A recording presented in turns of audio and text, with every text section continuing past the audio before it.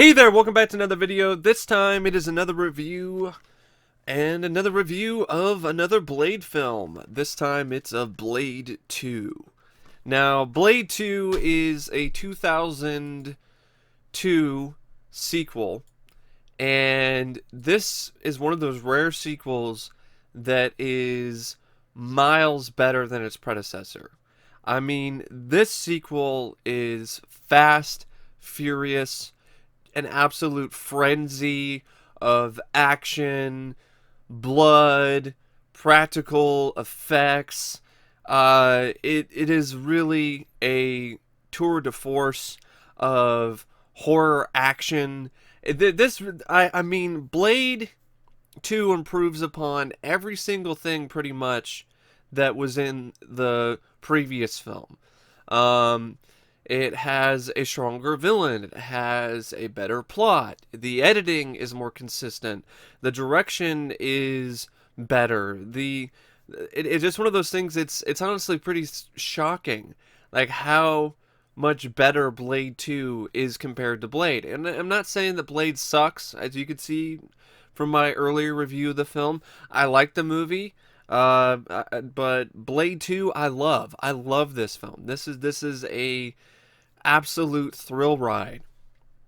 Now, Blade 2 is directed by Guillermo del Toro, and before Blade 2, he really was not known as a guy that Hollywood was looking for to direct big Hollywood blockbuster films.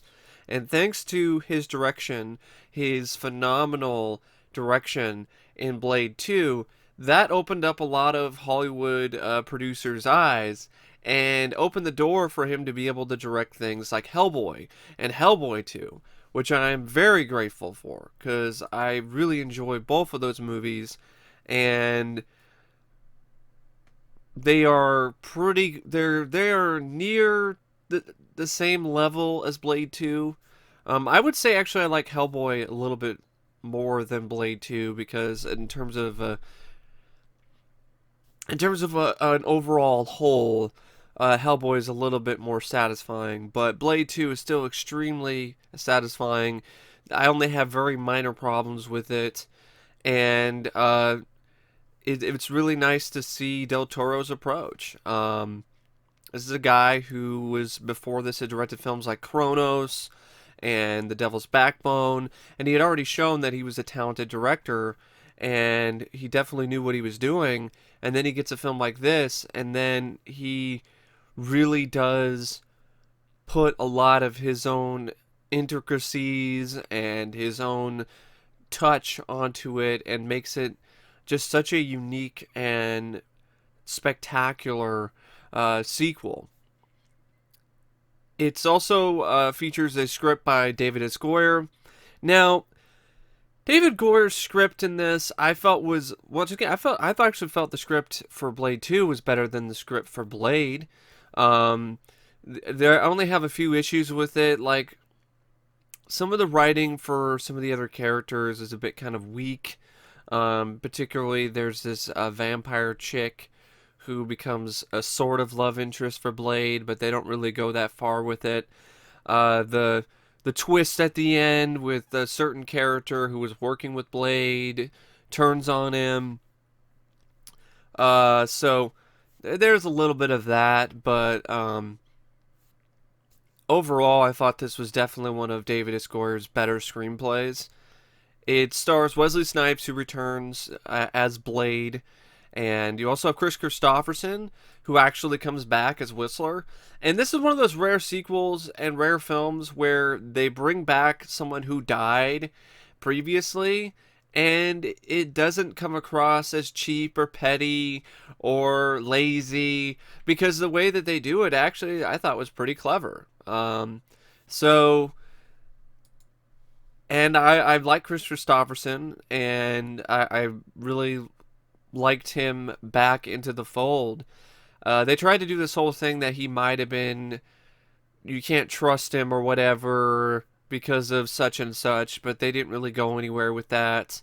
And one thing I wish they would have went into with him is Why not make it so his leg is healed? Why not make it so when he took the cure or whatever, he had been a vampire for so long that he ends up just like Blade, where he's half human, half vampire. And so he no longer has to have the leg brace, and he has healing factor, and he's stronger, and he and Blade are in the same boat, and he has to take the new serum, in order to stay human and fight the thirst. I like that idea. I feel that was a missed opportunity. I don't know why they just all of a sudden just treated it like he was just human for the rest of the movie. Ron Perlman is also in this as a total asshole named Dieter Reinhardt, who is the leader of the Blood Pack, which are these group of vampires that were initially put together to kill Blade, but because of the rise of this new form of vampire called the Reapers, who are a genetic mutation of vampires who feed on other vampires. And so now the vampires are being threatened, so they turn to Blade to get his help. But of course, you find out that this whole double cross thing, and it was all a ploy for the vampires to get Blade in the first place, and so on and so forth. Uh, but they were lucky it worked out the way it did, because the Reapers almost killed all the vampires. But anyway, Ron Perlman, he always plays a great asshole. He can play a great good guy, like in Hellboy and other movies, but he can also play a fantastic asshole, and he definitely does that here. Um, you really love to hate this guy.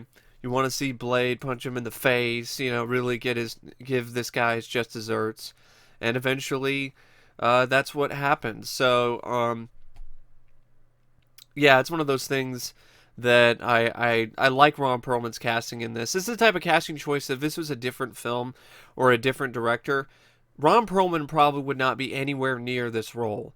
And he got this role more than likely because of his connection with Guillermo del Toro, who he worked with in Kronos. So, and he played an asshole in that movie too. So yeah, it's always a treat to see Ron Perlman. Leonor Varela plays Nisa Damaskinos. She is the daughter to Damaskinos, who's like the lead vampire, and her and Blade sort of have some kind of sexual tension, but it really doesn't go anywhere. And her performance is I mean, just before I talk about her performance, Wesley Snipes and Kris Kristofferson, Ron Perlman all did really good jobs performance-wise. Wesley Snipes is a great physical presence, just like he was in the first film. And he does even more martial arts in this, different types of different martial arts and sword play. Kris Kristofferson is just a old grizzled badass, and he plays that role to a T. He plays it really well. Ron Perlman plays the biggest asshole in the vampire clan. He does that great.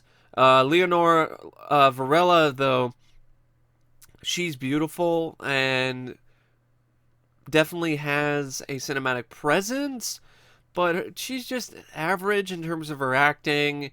And I felt that her character was kind of similar to the one in Blade, played by Nabush Wright, and the only difference is that she's a vampire. Norman Reedus is also in this before he would go on to be in The Walking Dead.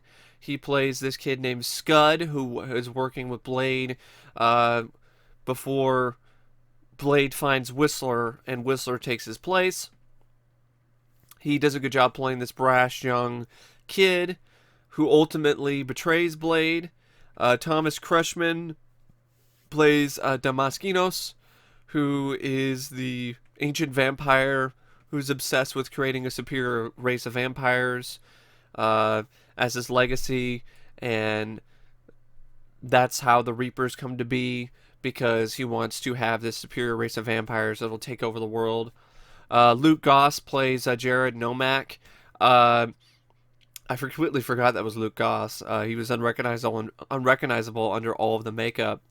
He is Patient Zero and the carrier of the Reaper virus, and he is one of the main villains in the film. Damaskinos is a villain, but I would definitely say Nomak is. I don't. He is probably the main bad guy, because he carries this Reaper virus, and if he doesn't die, then this virus is going to spread. Because he's patient zero. And there's a few other actors and actresses who make up the rest of the Blood Pack. You got Matt Schultz, who plays a Chupa, who is another member of the Blood Pack who has a grudge against Whistler.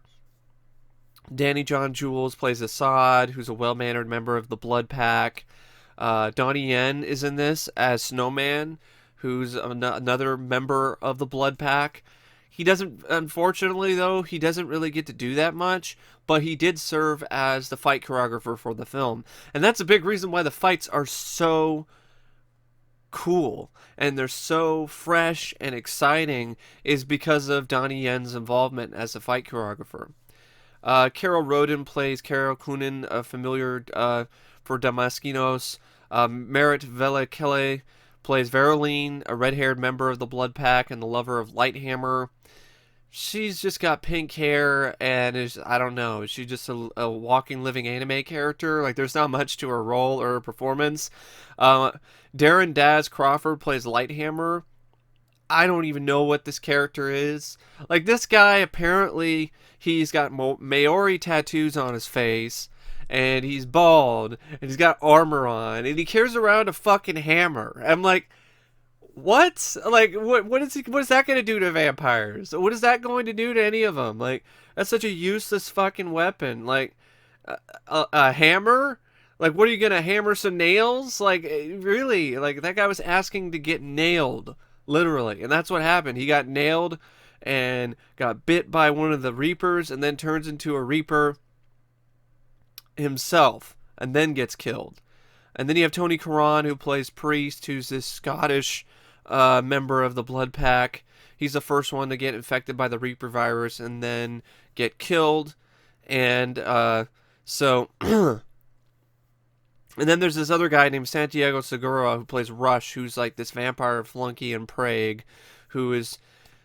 Honestly, he's just this kind of... It's just this fat schlub of a guy. He looks like a neckbeard. He's a neckbeard vampire who's trying to hide from Blade throughout most of the movie. So, that's the cast. Now, the film also features a score by Marco Beltrami. Early on in the opening credits, I felt the score was a little Like, I felt it could have been better. But as the film goes on, it ends up getting a lot better than the score that was featured earlier in the movie. I felt the score early in the film kind of had some weird instruments that I didn't feel fit the tone of the movie that well. But as the film goes on, that's rectified. And then the film also features some great music. I mean, you got Crystal Method, Name of the Game.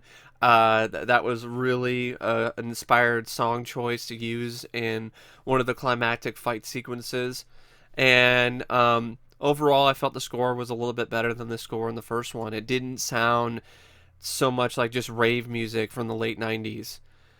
Cinematography by Gabriel Beristain, I thought was really well done. The editing by Peter Amundsen, I thought was excellent. This is a very tightly paced film, despite its running time of about 117 minutes. It's nearly 2 hours, but it never feels like that. It starts off with a fast-paced fight scene, action sequence, and then it just doesn't really have any dull moments afterwards. It doesn't really slow down. And I think for some people that's an error because it doesn't really build a lot of suspense or any of that. But for me, that doesn't really bring the film down that much because it just adds to the just relentless pacing of the movie. And that's a plus for me, the relentless pacing of Blade 2. And a big reason why it's paced so well is definitely because of the editing. And I also thought the direction and the editing and the cinematography, like all of the different choices were a step up or multiple steps up from Blade because they weren't trying to make the movie look like some late 90s music video. There's none of the super flashy editing. There's none of this, let's do some random time-lapse photography. Let's do the whole moment where the camera speeds up real fast. None of that. There's barely any slow-mo in it. and a lot of it's just there's not really any shaky camera or anything, or the camera spinning around or anything like that whatsoever. It was really refreshing to watch this movie because not only do you have action sequences that are just absolutely adrenaline inducing and are just choreography that's just gorgeous and brilliant. You can see all the fights. You can see everything. You can see the punches and the kicks and the next move and all of the different moves. And it's not this shit where the camera's shaking around or the editing is done with a cleaver, so it's all quick cut. Um, you don't see a lot of that nowadays. And also, it's real people fighting, not CGI people fighting other CGI people. Real people fighting on real sets and real backgrounds. Um, and and going off of the real thing, Steve Johnson and company who did the makeup effects for this just did a awe-inspiring job with the makeup effects for Blade 2.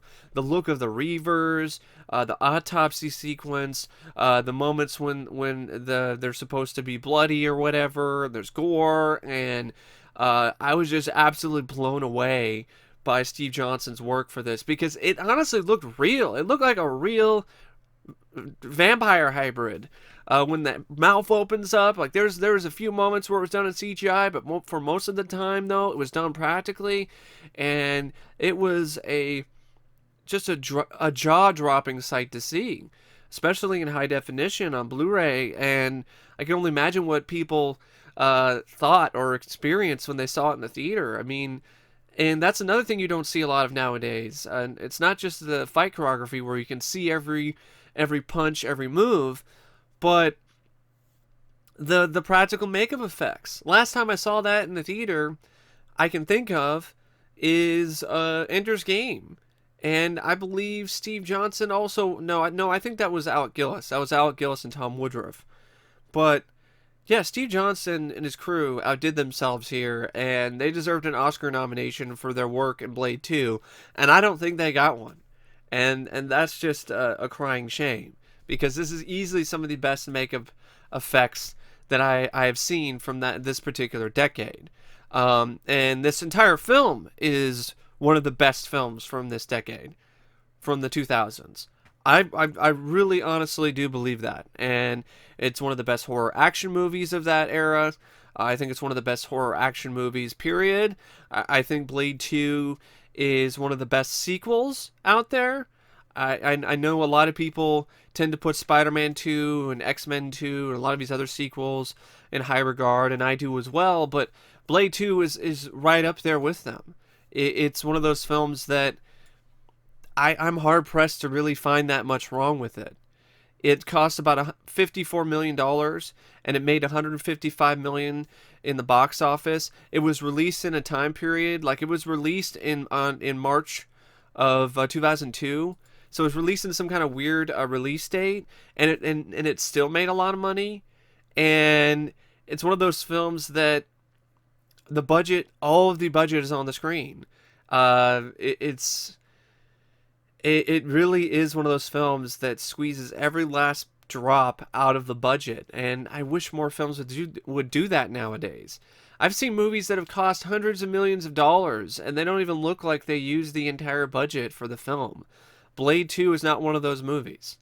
It's honestly really impressive to see all the different things that they were able to do with a $54 million budget. This is not a film that cost $200, $300, or even $100 million. And you'd be hard-pressed to see that. You're like, wow, that's only cost $54 million? It could have fooled me. So, yeah, I don't really know. I guess some people, they criticize the script and the lack of character development. I'm fine with the lack of character development. Like, this is a breakneck action movie, action horror film. There's little bits of character development. That's enough for me. I got all the character development I could have asked for in the previous Blade.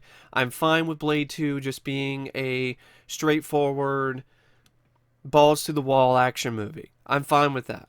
Um, the script, yeah, there are some flaws, but not nearly as many as some of other not really Del Toro, but not as many as some of David S. Goyer's other scripts. But yeah, I mean, the performances are solid, the atmosphere, the direction, the action sequences are all equally as admirable. And this is just a film that I cannot recommend enough. I know this isn't like a very long review, but when it comes to a movie that gets pretty much every single thing right, like Blade 2, I mean, even the bits of humor are fun. They don't seem to be forced or unfunny or anything like that. It's just one of those films that there's not a lot to talk about because there's not a lot that didn't succeed, that wasn't successful about the film. I know there are people who aren't fans of it, and to each their own, but I loved it. I love Blade 2. I've loved it ever since I first saw it, and I love it still to this day. I loved it even more after watching it again for the first time in a long time. Like it had been a long time since I had sat down and watched Blade 2, and I think I'd forgotten how much I really loved that movie. And then after watching it again, I was just like, wow, yeah, I am totally in love with this film, with Wesley Snipes and his just pure badass character, and the fighting and the concept of the Reapers. I love the Reapers. I think the design of the creatures is great too.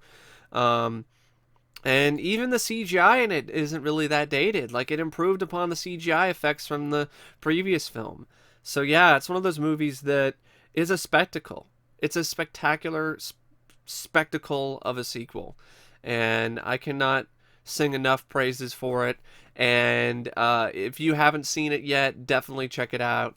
It's one sharp, cutting edge, kick ass sequel that really does deliver all of the goods. So I don't know what else to say about Blade 2, except if I were to rate out of 5 stars, I would give Blade 2 4.5 out of 5. The only reason why I bring it down a little bit, some of the sort of the stuff in the script and some of the other elements of it, but those things only hurt my enjoyment of the film just a little bit, just a tad.